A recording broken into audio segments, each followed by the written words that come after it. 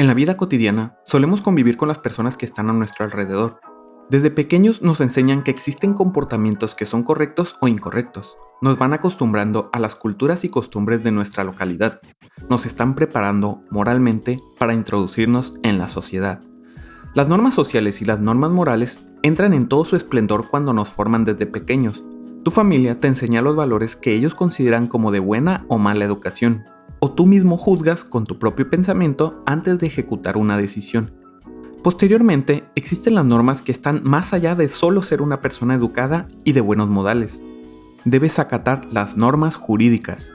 Estas normas jurídicas no solo te dan derechos, sino te exigen cumplir con ciertas obligaciones, de tal manera que tu comportamiento debe ser modificado y adaptado a lo que exprese la norma. Esa norma intenta regularte, pero ¿qué pasa si no quiero acatar esa norma? Bueno, en ese caso de no cumplirlas, te penarán, ya sea con una sanción económica o en el peor de los casos, con la privación de tu libertad, o sea, ir a la cárcel. Sí, bueno, pero ¿quién me va a obligar a cumplir con ese castigo?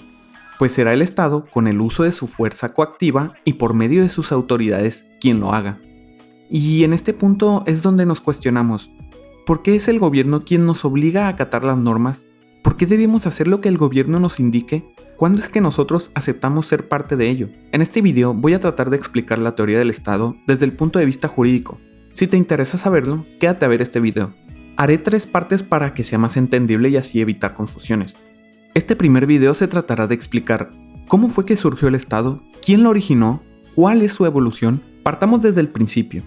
Sabemos que nuestra naturaleza como seres humanos, señala Aristóteles, somos básicamente un animal social incapaz de subsistir fuera de la comunidad de sus semejantes. Entonces, para Aristóteles, el ser humano es social por naturaleza y la integración social es un resultado de un impulso natural, algo así como las hormigas, los pingüinos, las abejas, entre otras especies. Pero eso no es todo lo que nos caracteriza como seres humanos. Tenemos algo muy importante que nos diferencia de los demás. Somos seres racionales. Pensar correcto es lo que hago. O bueno, aparentemente. Pero, ¿qué podría pasar si, por alguna razón que ignoramos, una persona liberara el 100% de su capacidad cerebral? ¿El 100%? Sí. ¿Me puedes decir el nombre de 3 planetas? El Sol, la Tierra, la Luna. ¡Demonios, Gum! ¡Eres realmente un genio! El ser humano tiene facultades propias de su naturaleza. Por ejemplo, la inteligencia, la voluntad y la libertad. Gracias a ellas puede realizar acciones como pensar, decidir, reflexionar y relacionarse con los demás, o sea, ser un ser social. Al relacionarse con otros, el ser humano va descubriendo y conociendo lo que lo rodea, permitiendo con ello el determinar estilos de convivencia. Llegado a este punto, hay 2 tipos de pensamientos filosóficos y políticos de la antropología para juzgar la naturaleza humana: el Team Maquiavelo y Hobbes, que mencionan en sus libros El Príncipe y El Leviatán, respectivamente, que el ser humano es malo por naturaleza y para convivir se requiere de un poder que lo haga valer la ley para controlar el impulso agresivo o que surge de la motivación egoísta de todos los seres. Para Hobbes, el mayor enemigo del ser humano es el propio ser humano. Y del otro lado, nos encontramos con el Team Rousseau, que menciona en su obra El Emilio o de la Educación, que el ser humano no es que sea malo por naturaleza, sino que ni es bueno ni malo, simplemente es la sociedad quien lo corrompe. De cualquier team que seas, ambos coinciden en 2 cosas: el ser humano es un ser corrompible y emocionalmente vulnerable. Pese a ello, el ser humano ha sabido convivir en sociedad. ¿Cómo es que lo ha logrado? Para ello, debemos conocer las teorías que explican el origen del Estado. Pero antes de ello, te pondré un ejemplo para que entiendas por dónde va la cosa. Creo firmemente que resentimos más un cambio cuando nos hace falta algo que cuando lo tenemos y vemos normal lo que aporta. De ahí va el ejemplo. ¿Qué pasaría si no hubiera gobierno? Imagina que el día de mañana se celebre el día sin gobierno. Sí, o sea, que el día de mañana no haya servidores públicos en las instituciones. Que no existiese la figura de un presidente, la policía, un juez, los legisladores. Que sea algo así como la película titulada La Purga o The Purge. Pero que en lugar de despenalizar crímenes por 12 horas, en este ejemplo será sin gobierno por 24 horas sin consecuencias posteriores. O sea, que lo que hagas dentro de esas 24 horas no tendrá ninguna consecuencia contra ti. Imagina que ese mismo día que se celebre, debes ir a trabajar. A lo que yo te pregunto, ¿en verdad debes ir a trabajar? Y si vas a trabajar, ¿realmente estás obligado a trabajar ese día? ¿Para qué trabajas ese día? ¿Para recibir un salario? Pero si ese salario está en una norma jurídica, si tu jefe quiere, no te paga ese día porque nadie lo va a obligar. Parece ser que las relaciones laborales no tienen tanta importancia si no existe el gobierno. Ahora bien, ese solo es el inicio. Imagínate cómo sería de catastrófico hacer un día así. Gente escapando de la cárcel, gente robando, gente matando, personas protegiendo sus hogares como si la propiedad privada se disolviera. Si lo ves desde esta perspectiva, pareciera que la palabra gobierno no es sinónimo de servidores públicos o políticos corruptos, burocracia, injusticia, y es que es así, no significa eso. Sin gobierno, ahora sí la única ley que se hará valer es la ley del más fuerte. Algo así como las civilizaciones antiguas, mismas de las que hablaré a continuación. Partiendo desde una falacia hobbesiana, desde la época primitiva, el ser humano se enfrentaba a la ley del más fuerte. El ser humano prehistórico podía hacer frente a diversas amenazas de su entorno natural, pero cuando el sentido de supervivencia aparecía, debía ingeniárselas. Un solo hombre no podría hacerle frente a un mamut, obligándose así por su limitación física natural a reunirse con otros para poder cazar a su presa. Entonces, el ser humano debía crear colectivos que facilitaran la obtención de sus propios objetivos, principalmente la supervivencia ante las amenazas que ponen en peligro su vida, como en este caso, el hambre. Esta falacia hobbesiana se le denomina así porque los sociólogos actuales, como Francis Fukuyama, mencionan que el ser humano nunca vivió aislado de otros seres humanos. Dice que la biología y la antropología moderna indican que nunca hubo una época en que los seres humanos existieran como individuos aislados. Por lo tanto, el ser humano siempre ha vivido en colectividad. De ahí que surgen las primeras formas de organización humana. Elmer Service dio una clasificación de modelos de organización social y que los divide en 4 fases diferentes: la banda, la tribu, la sociedad de jefatura o caudillaje y por último, el Estado. Las bandas se basaban en núcleos familiares de reducido tamaño. Eran sociedades nómadas de cazadores-recolectores que se desplazaban de un lugar a otro en función del clima y de los movimientos migratorios de animales de los que el ser humano dependía para su subsistencia. Dentro del reducido entorno familiar que compone la banda, no existen la propiedad, la división del trabajo y el intercambio comercial.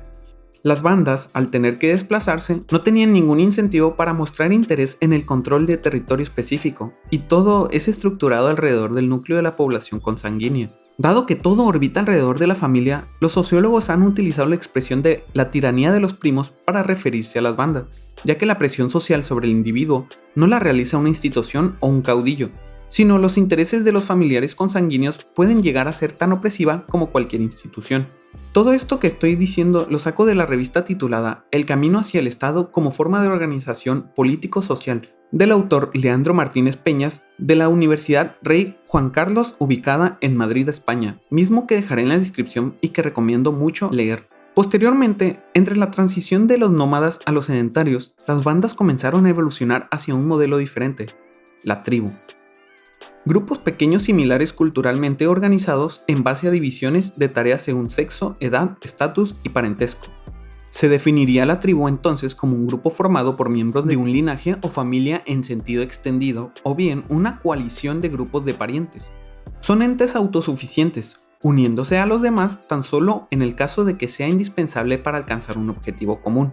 Los líderes surgen por consenso en función de sus capacidades. Para resolver los conflictos al interior de las tribus y que tienden a producirse entre parientes, de manera general, un pariente común de los implicados, normalmente de edad avanzada, podría mediar entre ambas partes antes de que se llegue a la violencia.